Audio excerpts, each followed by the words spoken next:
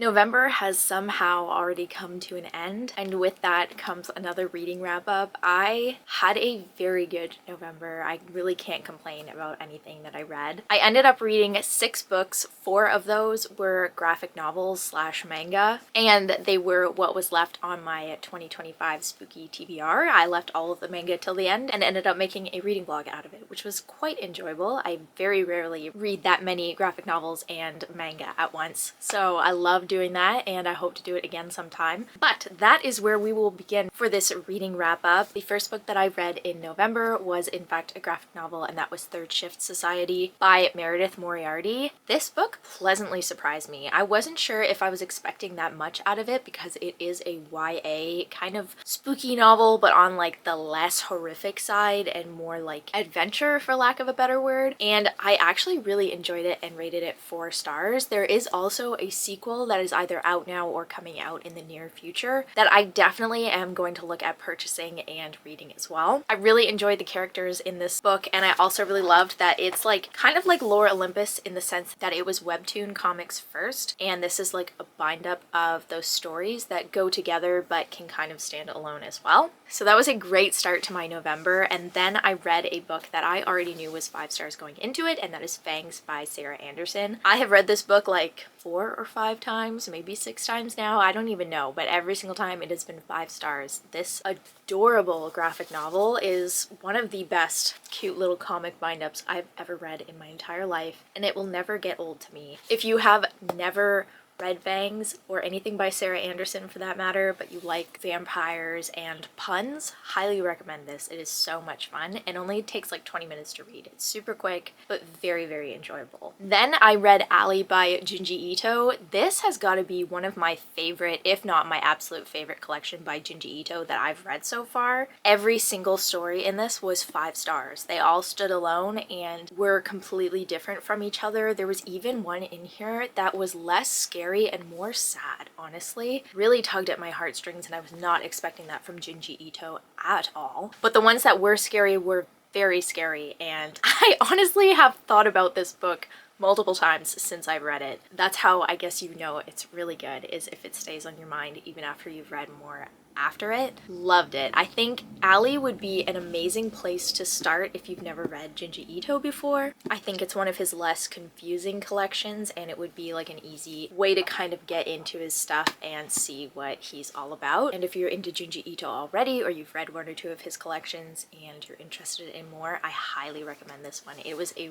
very enjoyable time. Then after that, I reread another graphic novel by Sarah Anderson as well, another 5-star one at that, and that was Cryptid Club. This is just like Fangs in the sense that it's just short little comics that are punny and cute and adorable and just an all-out good time. Super fast read again, but so much fun. I love it just as much as Fangs. I really hope that Sarah Anderson in the future decides to do more spooky comics, because it is definitely something she excels at. Next, I read an arc that was sent to me called Love Me Stalk Me by Laura Bishop. This is a dark romance that is kind of on the stalking side, but I think it was done in a very clever kind of way that made it less creepy, less Joe Goldberg, a little bit Joe Goldberg, I can't lie. If you don't know who Joe Goldberg is, he is the main character in the series You, and he stalks people and then eventually offs them, whereas the character in this does not do that. He's stalking someone for good.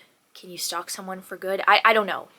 5 stars. It was very cringy at times, and the typical kind of dark romance where if anyone actually did any of that to me in real life, I'd be calling the cops, changing my name, and moving to a different continent, honestly. But I can't lie, it was enjoyable to read, just not enjoyable to experience. 5 stars, really enjoyed it personally. If you are into dark romance, I recommend this one a lot. Obviously that is not everyone's cup of tea, so definitely look at the content warnings if you're not sure if that's something that you're into. But if you are, it's a pretty good time. And now we are to the last book that I read in November, which was Model Home by Rivers Solomon. This book I ended up rating 3 stars. It was a little bit of a letdown to me, and I will tell you why without spoiling it. I feel like a lot of people would actually benefit from knowing this if they were interested in reading this book, and that is that it is less of like a haunted house kind of horror and more of a literary horror. If I had known that going into it, I might have honestly enjoyed it a little bit more. I was in the mood for like a gory, spooky, scary time, and I got